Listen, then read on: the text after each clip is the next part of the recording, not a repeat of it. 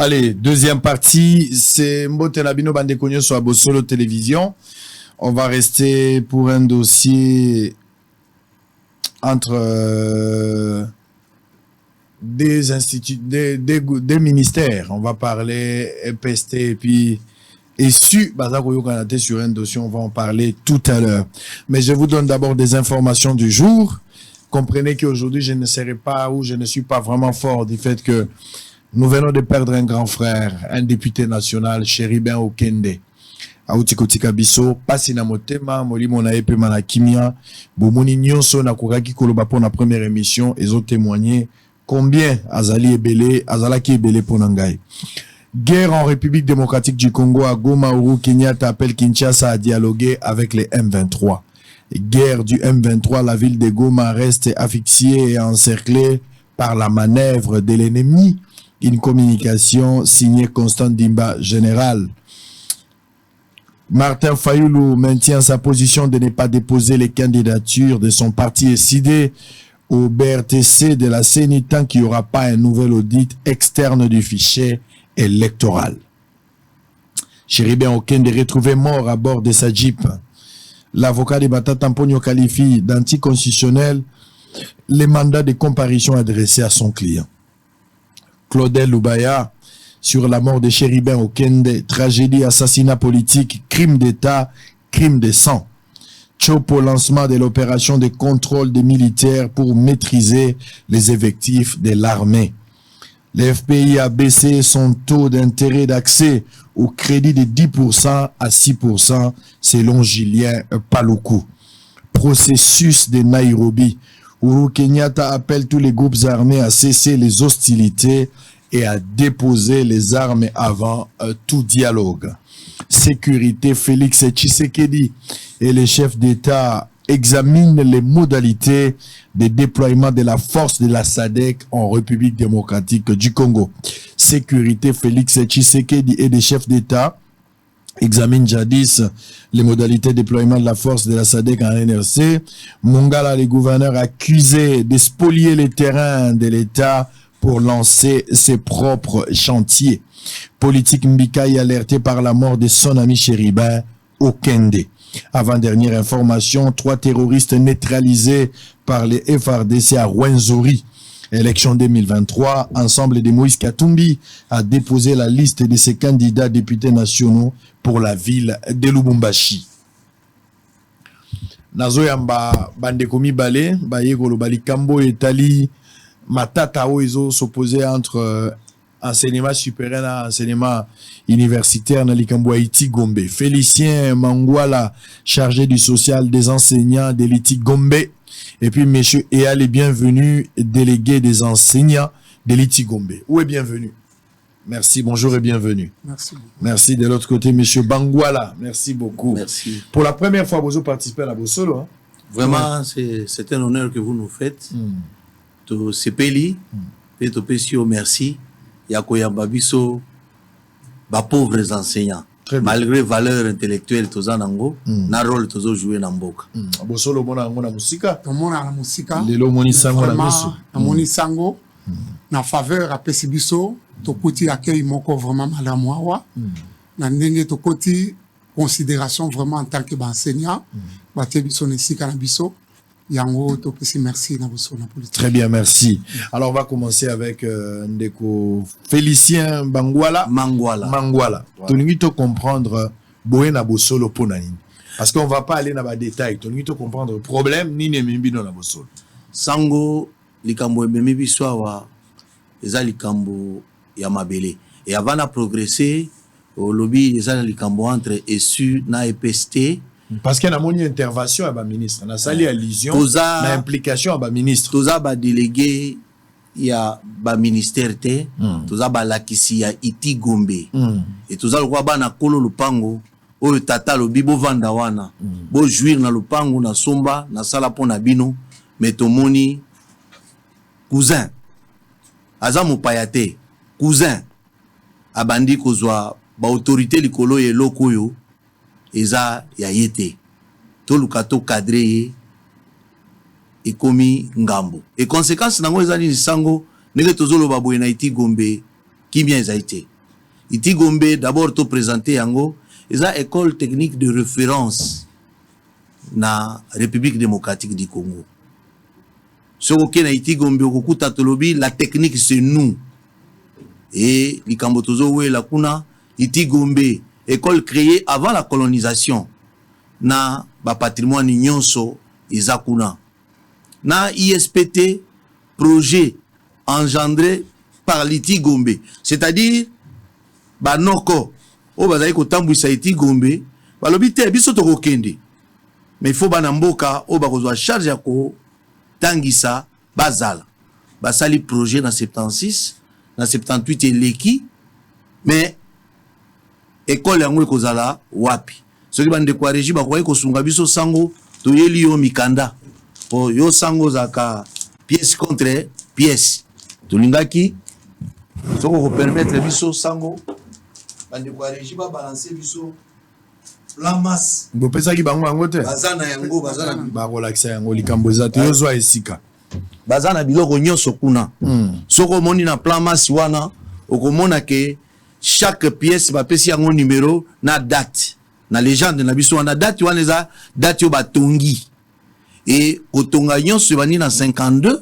esili na 59 pe soko tali na kati wana ISPT azali te nzoka lelo eloko tozo kufela na ISPT na légende na biso komona bâtiment numéro 13 na bâtiment numéro 17 ISPT bapesa ye yango kopesa sango na mokanda topesi yo wana soko zwi na page 8 na page 7 okomona basala ye session provisoire na bakonzi ya Iti Gombe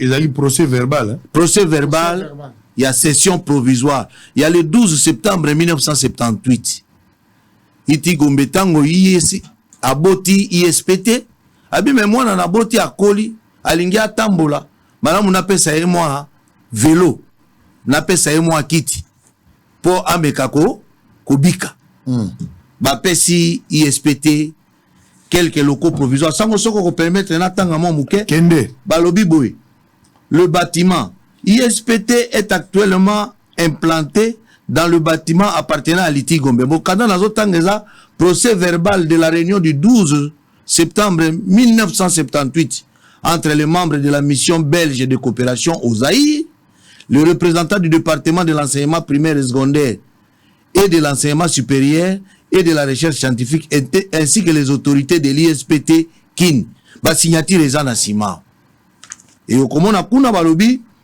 sima ya ko présenter monsieur Pécher mais si ba pesi ba qualité ya bato wana nyonso balobi pour le bâtiment l'ISPT est actuellement installé dans le bâtiment appartenant à l'Iti Gombe na ligne ya mibale balobi dans l'immédiat l'Iti Gombe cède provisoirement sango yoza moto ya mayele belé provisoirement à l'ISPT session provisoire les locaux repérés sur le plan et ba dessiner plan ezana sewana moi ba locaux ba pesa ye bâtiment te na moni yango mo ba locaux ba sali en pétrasse ba pesa ye mabele te ba pesa ye espace te ba pesa ye moi ba locaux ba pesa ye pe bibonga ba machine à écrire soko leki na sima kuna okomona et na suka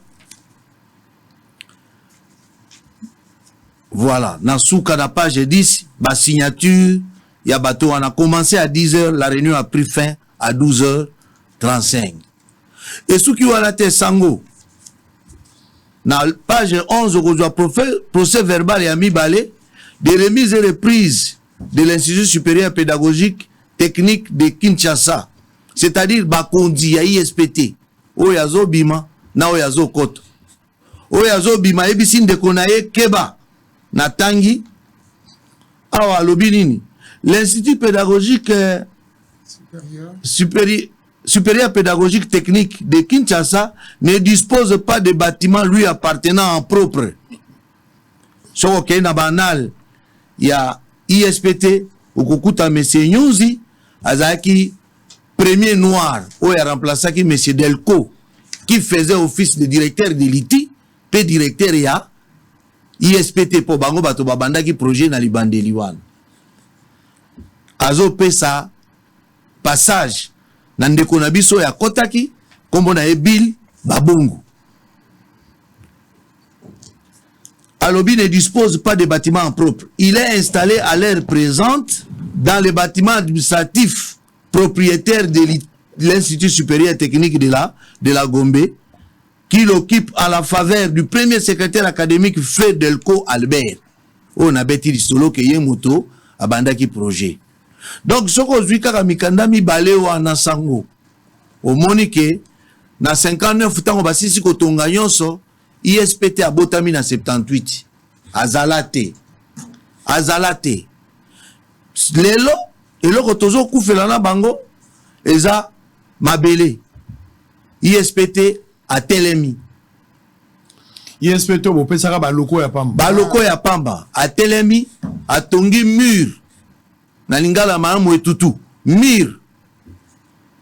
Batu na ye mokanda papa yo ye kotonga wa mabele ya iti Gombe ya EPST yo enseignement supérieur abi na biso eza mabele ya l'état mabele ya l'état bongo facture ya sinele bafuta kango na bureau ya régie des autres ndenge nini baza ministère mokonzo kabiso na bino tutelle mi bale mais to kende kuna te likambo tozo ko welela wa sango eloko ememi biso awa ISPT alobi bino bolingi boloba afungoli ba étudiant lokola ba chien méchant brigade oyo ministre na ya loba boma yango pe ba boma yango na ba université nyonso abengeli biso police universitaire bandi kwa registre ko bakosunga biso na bilili ekoza malamu mingi abengeli biso police universitaire na ya ISPT na ya université de Kinshasa tomoni ba mama mibale balati pic lokola police de l'université de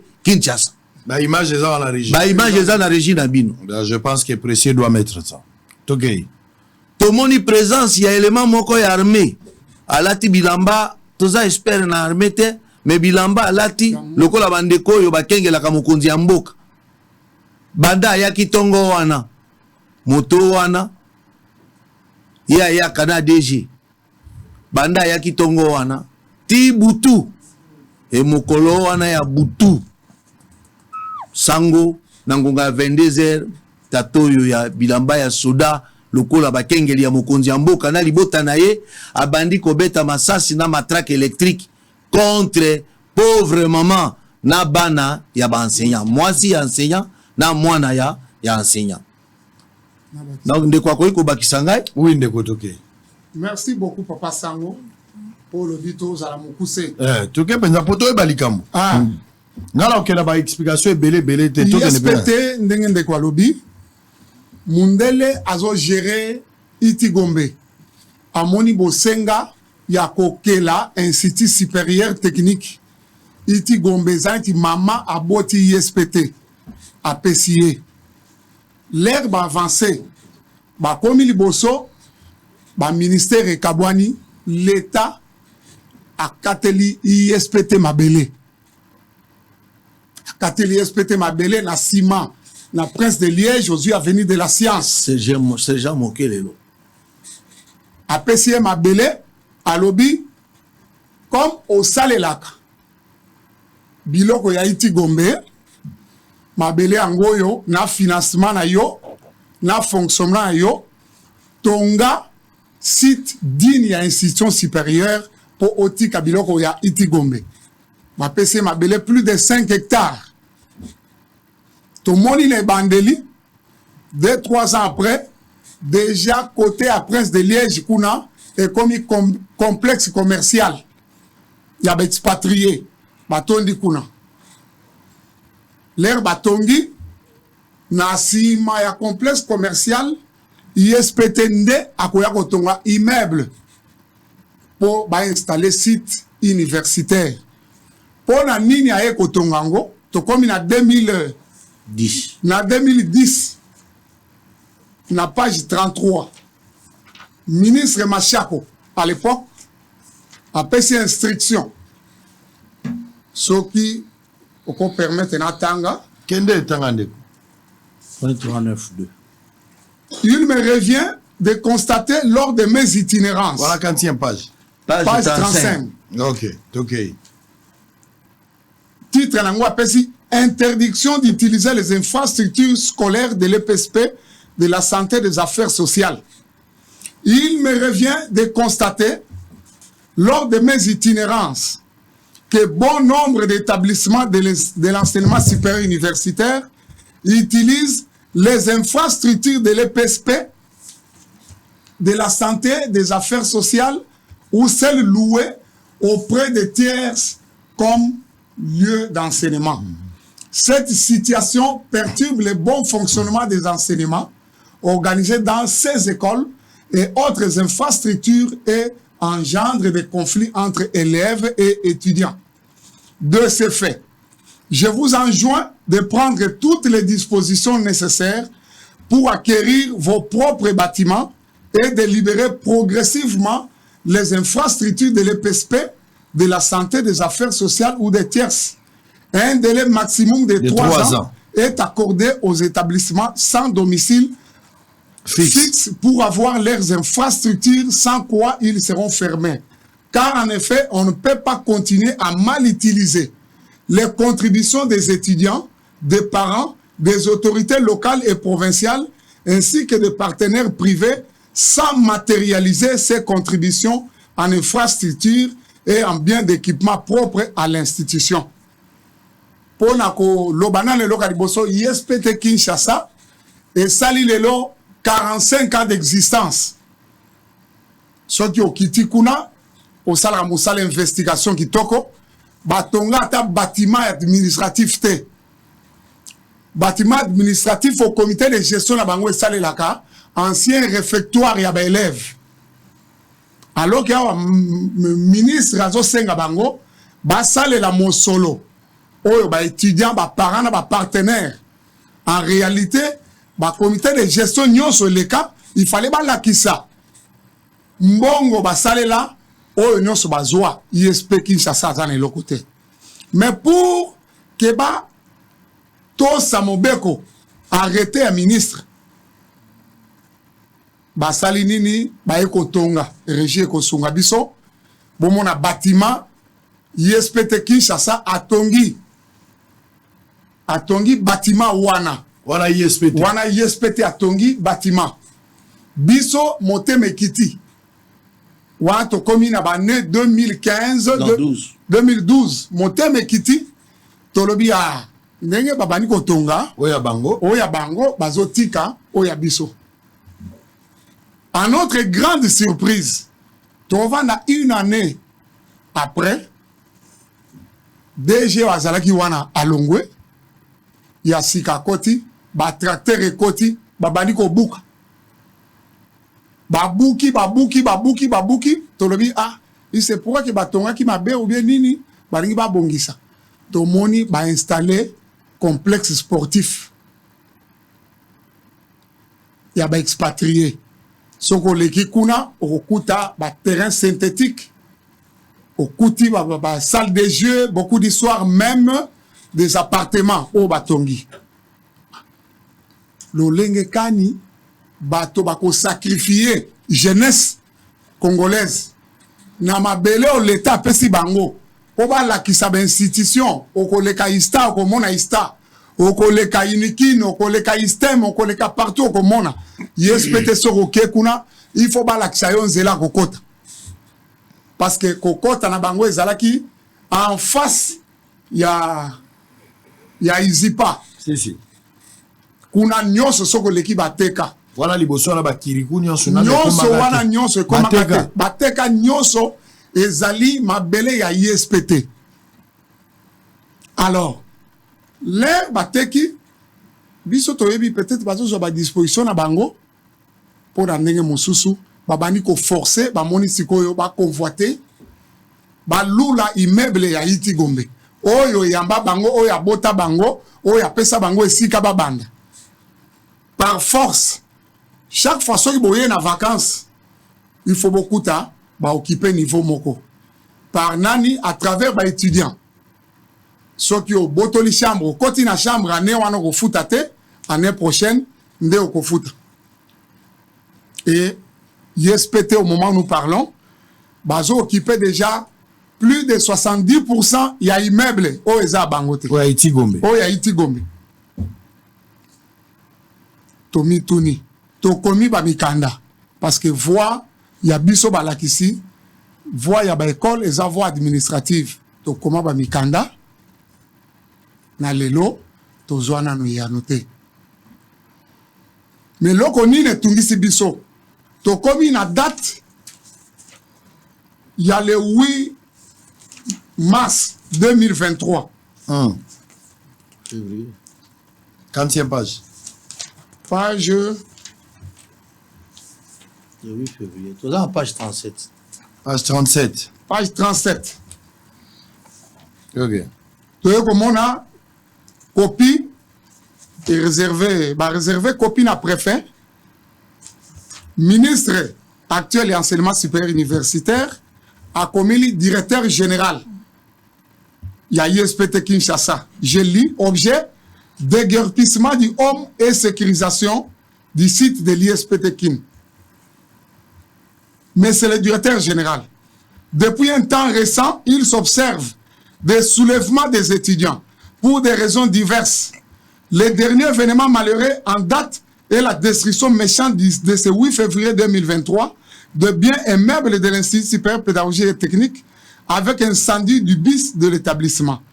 Aussi, à la lecture de votre procès verbal de constat du 2 février 2023, plusieurs antivaleurs ont élu domicile au sein de votre établissement, dont les plus graves se pratiquent dans les homes des étudiants. Compte tenu de la récurrence des incidents malheureux observés sur le site de votre établissement, je vous donne les instructions suivantes. Premier tiré. Abolition définitive de la brigade estudiantine déjà prescrite par l'instruction académique 024, directive 221. Mais la brigade est encore là. Pour ceux qui ont un groupe d'étudiants qui ont la brigade. Avec un président. Avec un président. Deuxième tiré, application des mesures disciplinaires à l'endroit de tous les fautifs, tout ça est alibisoté. Troisième tiré, déguerpissement immédiat. Hein? Des étudiants et familles du homme. En attendant le projet imminent de réhabilitation. Alors, biso, wana e bendi boke bina biso.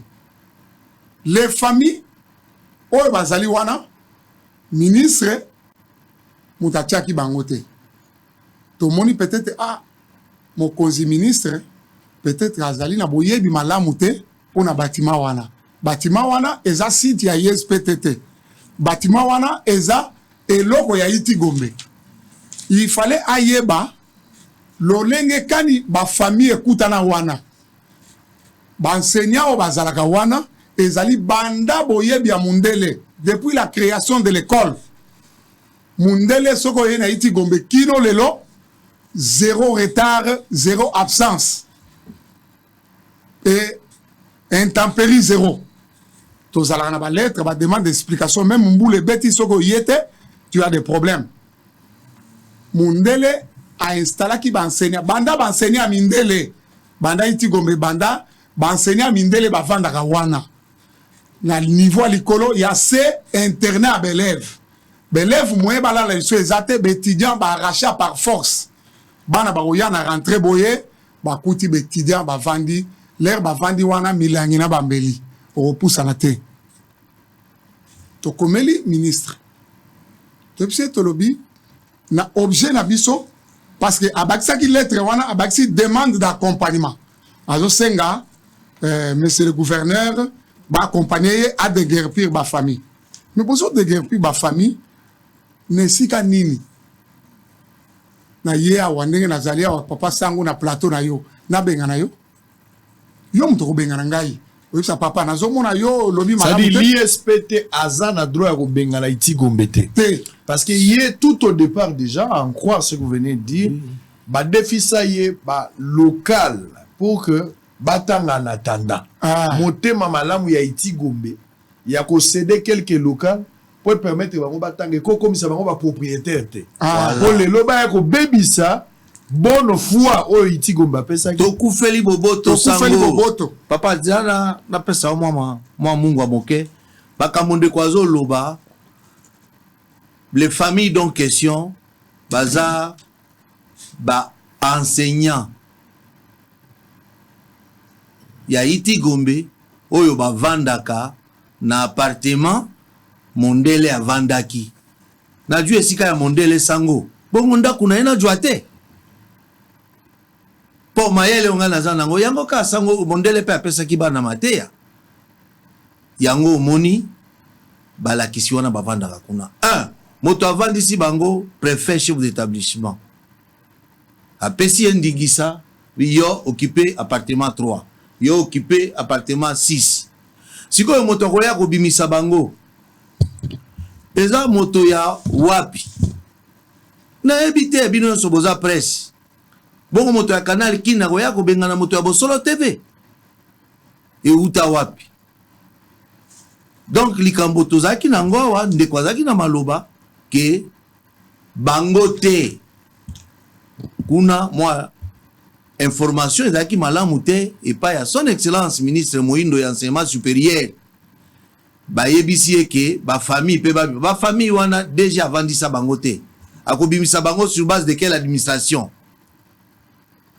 akoya kobwaka bango na makasi locataire na yo te yo kobwaka nini et ça c'est un de deux ndako ya ISPTT ndako ya iti moto ya kozwa décision ya kodegerpir moninga eza propriété to makiza po il faut to lo bango bien aza même locataire aza na contrat de bail te aza makiza ozanga ndako lokwa toza kokende université soko utimboka biso toutaki mboka sango toza ba villageois oye kovande pa yaya moko ya quartier po ya aza déjà avancé aza na mo esika na université avandisi yo ndenge iti avandisaki ISPT bongo lelo iti akomi propriétaire papa bienvenue soko ko permettre na continuer ISPT aza koloba boye soko zwi sango na page 17 alobi ya aza na ordonnance na la pesaki mokonzi ya mboka tata maréchal na 1981 adjuelaki ye ordonnance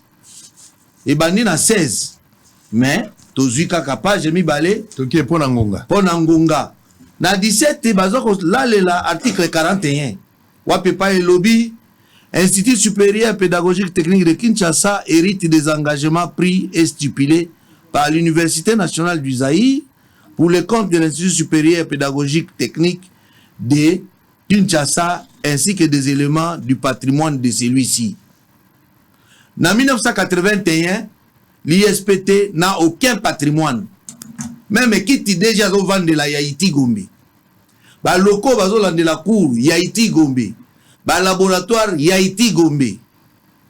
Effectivement, balobi aza héritier. Et bazo réclamer que baza ba héritier. Baza ba héritier ya Inaza. Ba kene na Inaza. Kosenga héritage. Yo mwana ya Nzuzi. Oye koluka héritage ya Matondo ndenge nini. Po soki Inaza eza mutu atikela bango héritage. Mais Iti Gombe eza Inaza te. Bakende koluka héritage na Inaza. Balobi lisusu ote. Tango ba créaki ISPT Iti Gombe ezaki nde EDAP. Soko tangi ordonnance wana za journaliste makasi ya investigation 152 pages. Okoku tata esika bon côté. Baloba ke bapesi bango mabele. To Iti Gombe aza école d'application na bango. Pour preuve, soki na création en 1981, Iti Gombe azalaki école d'application. Boni na page 27 okukuta makambo na ningina lobawa ministre Kamara wa Kaikara na DG Geben bakutani sango yo tangisaka ngai na komi ministre yo mulakisi nango komi DG bosali complicité machiavélique. DG Geben azaki sango mon frère ya ba frère des écoles chrétiennes akei pa mwana classe d'ailleurs bisinyere ngai mokandawa Iti Gombe koma EDAP na page 27 okomona mukanda wana. Mais soki à la création bango balobi ezaka EDAP ndenge nini suna nuna nef bakokende kosenga mokanda po ekoma EDAP c'est que mokanda wana eza mokanda ya mabe mais yoka réaction ya bakonzi ya EPST 1 vice-ministre à l'enseignement alobi te 2 secrétaire général alobi ba institut supérieur créé ya ba EDAP te même Mobeko pona kovandisa ba EDAP ezali te 3 Moamba ebota université de Kinshasa te mais Moamba ebotami na opération retroussons le manche tango ba professeur ba uti poto tokutanga moi ba professeur ya datangi badi banga qui était le premier noir na NASA tango ba famille wana zongi na ba professeur paye à leurs âmes ba zongi bali bana na biso ba mesala ki na ba au collège tout ça il a bango école de spécialité awa na pembeni ya université Moamba ebotama bongo EDAP IPEN eza cadre ya stage pona IPEN moto ebota yango bongo boni institut supérieur to université ebota ka EDAP sikoyo oya ISPT EDAP nebota yango eza opération contraire eza na sensité ambassade ya Belgique 4e élément alobi iti gombe ataka na programme ya enseignement primaire et secondaire soki bino botie yango EDAP biso toko se désengager donc à valeur et iti gombe na équipement on est en soutien ya coopération même les lots coopération on est en soutien et loko ya mitano ISPT azana EDAP na ye tanga kana science eta madame bazana effectif soki zo mina mitano bon yozo réclamer EDAP ba EDAP yango kozana ngo mibale est-ce que si on a IPEN na ba EDAP mibale to ISP gombe na ba EDAP mibale voilà un peu sango raison na bango baza kolale la ordonnance po baluka baboto la bino esika po baluka baboto la biso esika bakende na inaza kuna nde biloko na bango ezali tata na bango inaza bakende koluka biloko kuna raison na bango ya rattachement eza trafic d'influence entre Camara personnel na Geben pe na la kisi yo ndenge nini ba contredire ba biloko wana. Alors à ce stade on va évoluer pour terminer parce que nous sommes coincés par le temps na stade ndenge tozali awa ministre Tony Mwaba ayaki pa na bino to ayaki te ayaki réaction na ezani parce que ndé singeli a protéger bino avant ya koloba réaction à ministre tomoni Mikoleleki directeur général oyo précédé oyo à côté awa ayaki na même tentative aye alobi non nazo sala murawa pour na sécuriser ISPT bino itigo mboti kala kuna to tout to lobby yo ko sécuriser ISPT côté est-ce que oyo ISPT o isa ISPT ISPT ya le bâtiment na bango kuna na ba mindele ndenge baza kuna bâtiment na bango eza kuna koto bozo sécuriser et osala boni to sepelité to telemeli musala wana ko telema to telemela ki musala wana makelele yebani ti na mboka mokonzi ya mboka to yambi invitation ya conseiller spécial en matière de sécurité à chef de l'État abengi directeur général à ISPT Kinshasa abengi préfet des études Koko Makuna aebisi bango alobi mokonzi mboka zana makambo ebele bo baksaye mosusu te alini mobulu te bozonga mutu moko asala ta eloko te mutu moko asimba te eloko te ti tokobenga ba ministre bango mibale toyokana tozwa nzela po botambola biso toya wana déjà babimisa ba étudiant ba niveau na biso wana mibale tokokai ko occupé yango mais totika yango po totosa mibeko ya bakonzi balobi mutu asala eloko te ba deux niveaux soko ye eza bongo le mukana na tokomi évidemment il fallait transmettre les copies na instance nyonso pour na éclaircissement na ministre enseignement supérieur universitaire nde tokoya kozwa correspondance ya ministre ya habitat et urbanisme page 47 page 47 c'est ça parce que tout dans la yende ya koloba lobi mobulu na bino wana bozo mema et si la kala et si la ki banda 2010 ba yebisa déjà ISPT ben Institut supérieur nyonso ba bima na makambu na biloko ya EPSP ba yebisa bango déjà kala ministre. Y réagissant, je constate que ces conflits n'auraient plus sa substance, oui, qui serait déjà vidée par l'instruction académique. Ma numéro du 14 juillet 2010, laquelle donnait un délai de 3 ans oui, à toute institution d'enseignement supérieur universitaire d'acquérir ses propres bâtiments et libérer progressivement les patrimoines mobiliers et immobiliers de l'EPST. Néanmoins, en attendant la suite de mon collègue de l'enseignement supérieur universitaire, j'enjoins le secrétaire général à l'urbanisme et habitat et monsieur le coordonnateur de l'inspection de l'urbanisme et habitat qui me lise en copie de s'imprégner en urgence de la situation et me faire rapport. Veuillez croire, messieurs les préfets et chefs d'établissement, à l'assurance de ma parfaite considération, puis mobile Mbaye Mokal. Voilà. Mais quelle est la réaction du ministre? Tokomona Mikolezo ya alongoli DG wana. DG. La ministre est ici. Pendant que toujours c'est la réaction. Toujours c'est la réaction. Tokomona DG wazalaki wana alongwe. Lelo azala IEC. Moussou soyez. 1 mois seulement. Toujours le bawa. Mobulu ezakuna arrivé à DG 1 mois. Aye à lobby. Ezala makila. Ezala nini. Nazo tonga. Pour preuve. Là, to moni baye ko tonga. To lobi me. Biso baye bisa biso tozela. Bakonzi. Yo ozo tonga ndenge nini. Pour na tongo, à salaki parade, to éviter quelles étaient les instructions. Ba service na nyonso. To moni ba étudiant ba yé en arme blanche. Ba mbeli milangi oya ko sakana. To mona ki to zongi. Alors, tozonga pour bosilisa pour pesa lobasuka. On va prendre cet élément, vive tension ISPT Itigumbe, l'État appelé à la médiation. Suivez en image cet élément, on se retrouve après, chacun de vous va conclure. À tout à l'heure.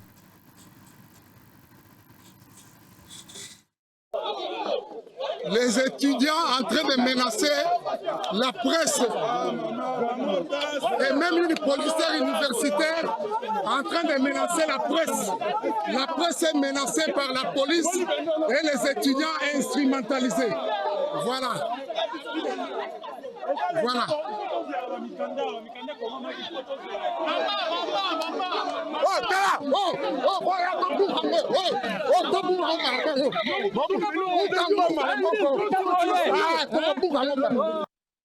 À quand la fête de cette mélodie dans les installations abritant les deux institutions d'enseignement supérieur à Kinshasa? En tout cas, les conflits de terre entre Itigombe et USPT Gombe sont loin d'être résolus au stade actuel. Ce mardi 4 juillet, contre toute attente, les étudiants de l'Institut supérieur pédagogique technique de Kinshasa USPT ont envahi les installations de l'Itigombe et ont décidé d'implanter les murs alors qu'ils sont locataires. Chose qui n'ont pas laissé les agents de l'Itigombe sans mot, et c'est le début d'une bagarre civile.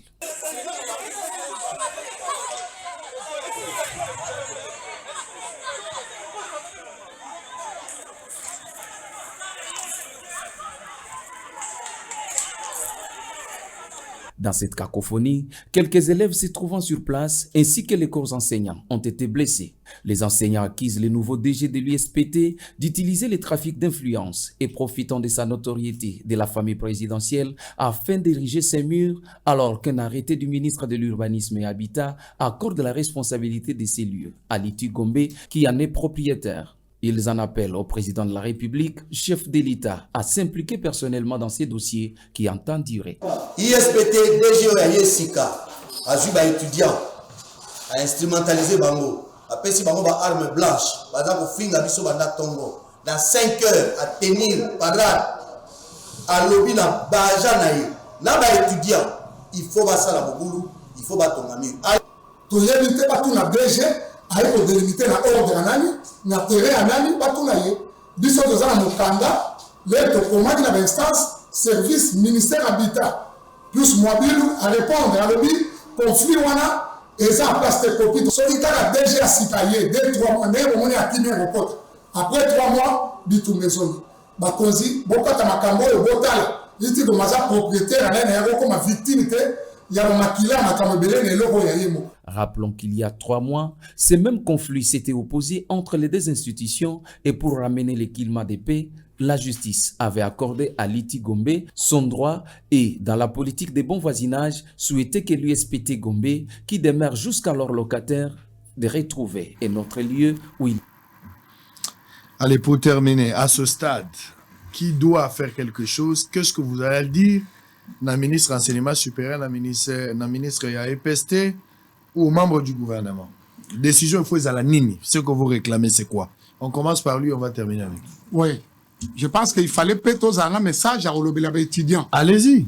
Les étudiants, Bamoni, Soko Tamboli na avenue de la science, concession na Bamoni sur Bakoma, ISPT Kinshasa. Na Kati, Ezabilo comme sous société bétonnière, d'ailleurs, Miro Bazo Salawana, société bétonnière, Moutazo fournir matériel. Il fallait les étudiants tout na Bakonzi. Biso patrimoine na biso yango yoboui. Bino bozo tinda biso to sala mobulu koto wapi. Koto eza Iti Gombe. Biso site na biso yango ya yango wana. Ya mibale biso tozo senga ba droit bazongisa biso na ba droit na biso. Toza na minute toza na vacances, toza na force te. Ministre Tony Mwabaye en tant que responsable, il est sensible aux anti-valeurs. Aye arrêter ba travaux. Et symboliquement, Asengi va détruire. Au moment où nous parlons, les travaux sont en train d'être faits. Ils vont continuer. C'est-à-dire, Moutoumoko a morcelé terrain à l'État sans autorisation préalable. Et il n'est même pas inquiété. To dénoncer, les gens qui ont dénoncé, Moutako inquiété et azate. To tuni document urbanisme, il y a habitat, autorisation en azate, bakonzi. Il y a des gens qui abusent de la responsabilité, bah, responsabilité, un professeur d'université. Les enseignants que nous sommes appelés à prêcher par l'exemple. Les enfants d'autrui qui viennent ne sont pas les instruments à utiliser pour faire quoi que ce soit. On doit suivre les principes légaux, on doit suivre l'administration et la décision. Une institution supérieure ne peut pas marcher avec le mensonge, avec la violence. Ça ne va pas marcher.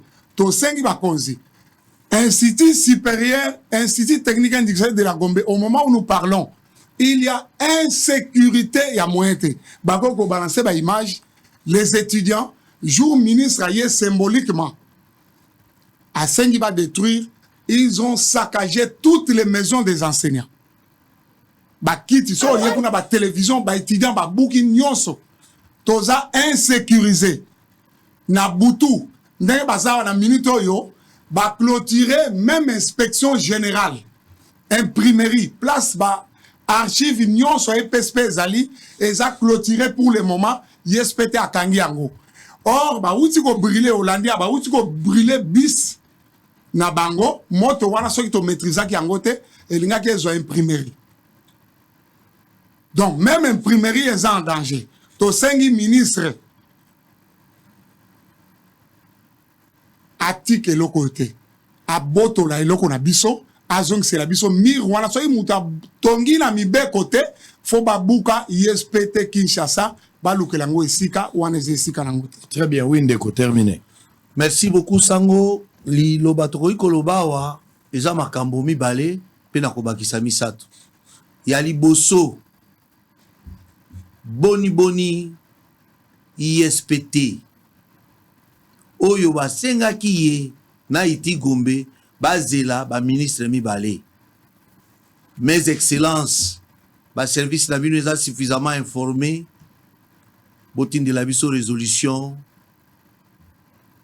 définitive et durable. Et proposition na biso eza boye.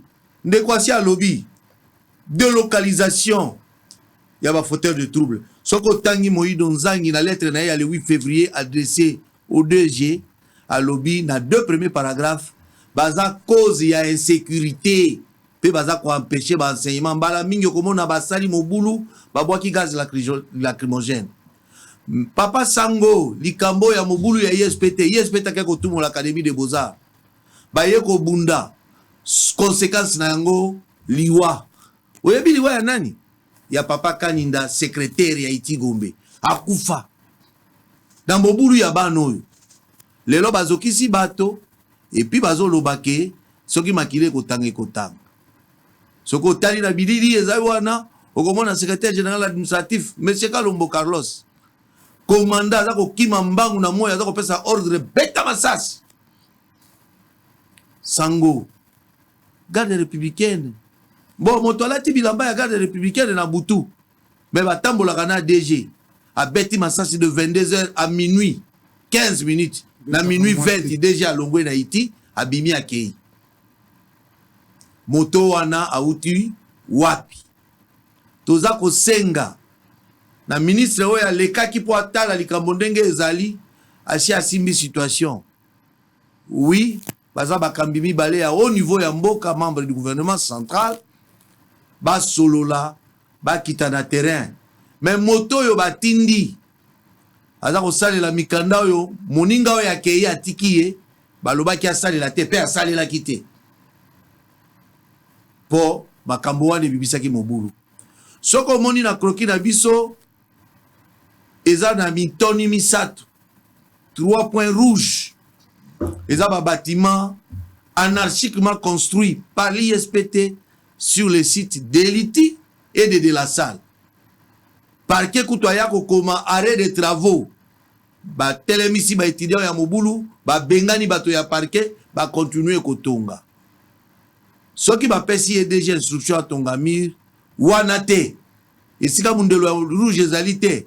Akende kotonga mir epai babu kaka bâtiment na bango bazana mo bâtiment moko sango ezaka ya 6 locaux 4 salles de cours na mibale basali la ba bureau. Très bien. Bakende kuna bakende kotonga mir kuna limite to boité il faut batia limite mais awa te babele na biso te. Alors sécurité na biso una esika wana ezana ba famille 25. Zoa une moyenne de 5 personnes la famille. Ça fait 125.